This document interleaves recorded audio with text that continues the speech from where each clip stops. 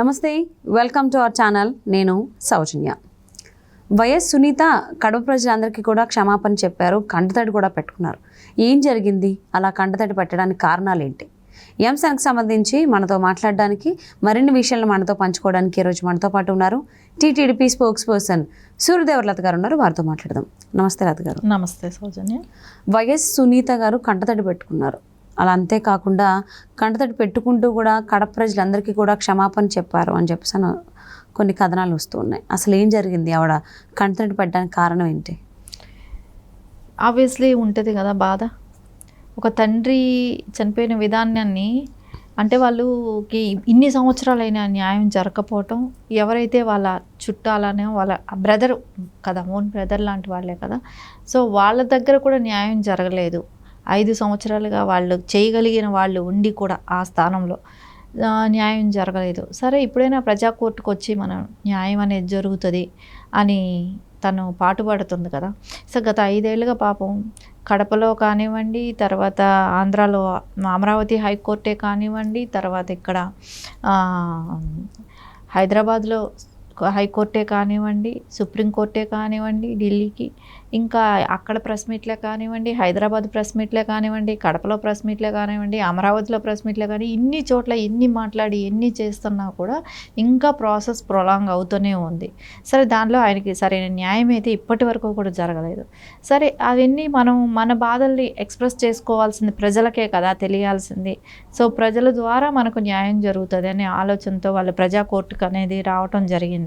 సరే, అక్కడికి వచ్చి వాళ్ళు చెప్పుకుంటున్నారు, కొన్ని మీటింగ్లకి అటెండ్ అయ్యారు, బహిరంగ సభలు పెట్టుకున్నారు. ఇవన్నీ జరిగిన తర్వాత ఇప్పుడు వాళ్ళు కోర్టుకు వెళ్ళటం, ఎవరు జగన్మోహన్ రెడ్డి కానివ్వండి, అవినాష్ రెడ్డి, వీళ్ళందరూ ప్లానే కదా అది జిల్లా అధ్యక్షుడు ఉంటారు కదా, కడప జిల్లా అధ్యక్షుడు సురేష్ రెడ్డి.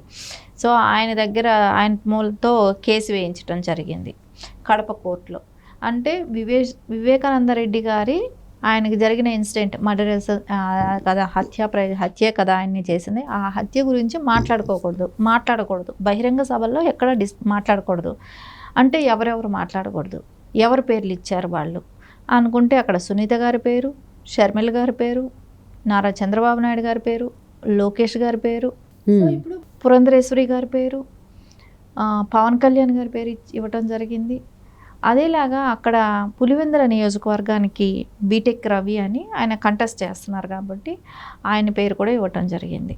సో వీళ్ళందరూ కూడా బహిరంగ సభలలో వివేకానంద రెడ్డి గారి హత్య గురించి డిస్కస్ చేయటమే కానివ్వండి, అక్కడ వాళ్ళు మాట్లాడటమే కానివ్వండి జరుగుతుందని వాళ్ళు కోర్టుకి ఆశ్రమించారు. కోర్టులో వాళ్ళ పక్షానే వచ్చింది.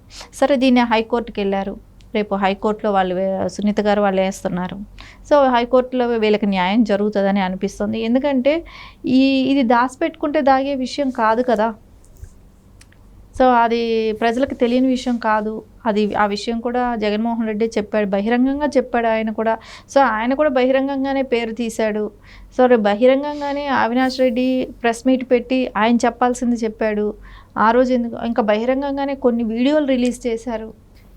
ఆయన గురించి కొన్ని వీడియోలు అపోజిషన్ వాళ్ళు రిలీజ్ చేసినవి కూడా ఉన్నాయి కదా. ఇప్పుడు అంటే ఆయన బతుకున్నప్పుడు ఎలా ఉన్నాడు, వేరే వాళ్ళతో ఉండటం, ఇవన్నీ కూడా అంటే సెకండ్ వైఫ్ కిందే కానివ్వండి, వాళ్ళందరితో ఉన్న ఫోటోలు కూడా ఫొటోస్ వీడియోస్ అన్నీ రిలీజ్ చేశారు. ఇవన్నీ కూడా నిన్న కూడా జరిగినాయి. కానీ మళ్ళీ అలా చేయడం, ఇలాంటి జడ్జిమెంట్ రావటమే కానివ్వండి, ఇది ఇంకా 30వ తారీఖుకి వాయిదా ఉంది. ఇంకా అది కంప్లీట్ ఏమవ్వలేదు, ఇంకా వాయిదా కూడా ఉంది. ఈ లోపల వీళ్ళు హైకోర్టుకి వెళ్తారు. ఎందుకంటే ప్రజలకు దగ్గరికి వెళ్ళి ఇప్పుడు అన్ని సంవత్సరాలు 5 సంవత్సరాలు వైఫల్యాలు చెప్పుకునే దానిలో ఇది ఒకటి మెయిన్ వైఫల్యం. ఇది వాళ్ళ చేతిలో అవకాశం ఉండి వాళ్ళు ఎవరిని కొమ్ము కాస్తున్నారు, ఎవరి కోసం పనిచేస్తున్నారు. సో ఒక హత్య చేసిన వాళ్ళు ఈజీగా తప్పించుకోవచ్చా? రేపు పొద్దున ప్రజలకి ఏంట్లాంటి మెసేజ్ ఇస్తాం అంటే, పలుకుబడి, హోదా, డబ్బు ఉంటే ఎవరైనా చంపేసేసి వెళ్ళిపోవచ్చు అనేటట్టే ఉంది కదా. సో వాళ్ళకి అధికారం అడ్డం పెట్టుకొని తప్పించుకోవచ్చు అన్నట్టే ఉంది కదా. సో దీని మూలన వాళ్ళ సఫరర్స్ ఎంతమంది? సరే, అమాయకుల మీద ఎంతమంది మీద నెట్టుతున్నారు? కొన్ని కేసులు మనం చూస్తున్నాం. ఇప్పుడు గులకరాయి ఇష్యూ చూద్దాం. సో అది అమాయకులైన పిల్లల మీద 307 పెట్టి వాళ్ళకి అటెంప్ట్ టు మర్డర్ కింద వాళ్ళని కేసు బుక్ చేసి వాళ్ళ భవిష్యత్తు ఎంత పాడైపోయింది. సో ఇట్లాంటివన్నీ చూస్తుంటే అధికార దాహమే కానివ్వండి, అధికారం అడ్డం పెట్టుకోవటమే కానివ్వండి, వీటన్నిటి మూలాన ఇబ్బంది పడే వాళ్ళు కొంతమంది ఉంటున్నారు. సో దాని మూలానే కోర్టున రేపు పొద్దున ఇది ప్రజా కోర్టుకి వెళ్ళాలి. సో ఇలాంటి ఇష్యూస్ అన్నీ డిస్కస్ జరగాలి. సో ఇంత దారుణమైన పరిస్థితులు జరిగినప్పుడు దాని మీద డిస్కషన్ జరిగితేనే కదా ఎవరికి ఓటేయాలి, ఎవరిది రైటు, ఎవరిది తప్పు, ఆ టైంలో ఎవరేం చేశారు, ఏం జరిగిందనేది తెలిసే అవకాశం ఉంటుంది. ఖచ్చితంగా దీని గురించి అయితే రేపు హైకోర్టు అయినా సరే ప్రజా డెసిషన్కి వదలాలి. సో ఇప్పుడు వీళ్ళు చెప్తారండి, చెప్పినంత మాత్రాన ఓటేయాలనేది ఉండదు కదా, ఇస్తారు కదా. సో వాళ్ళని తీసుకెళ్ళి ఇంకు పెట్టి మీరు ఇక్కడ ఓటేయండి, ఇక్కడ బటన్ నొక్కండి అని అయితే చెప్పరు కదా ఓటర్స్ని. సో ఎందుకు ఈ విషయంలో మటుకు అదే నారా చంద్రబాబు నాయుడు గారిని చంపండి, కాల్చండి, పొడచండి అని మాట్లాడిన రోజులు, ఆ రోజు ఎందుకు ఈ కోర్టు ఇలాంటి డెసిషన్ తీసుకోలేదు? సో ఆ రోజు ఖండించాల్సింది ఉండేది కదా. సరే నేను కోర్టులను తప్పు పెట్టట్లేదు, ఈసీ కూడా మొటిక్కాయలు వేసింది, కానీ మళ్ళీ రిపీట్ మాట్లాడుతున్నారు కదా. సో ఎక్కడ వాళ్ళు కంట్రోల్ అయ్యారు? ఇదన్నీ ప్రజలకు తెలియదు అనుకుంటున్నారా?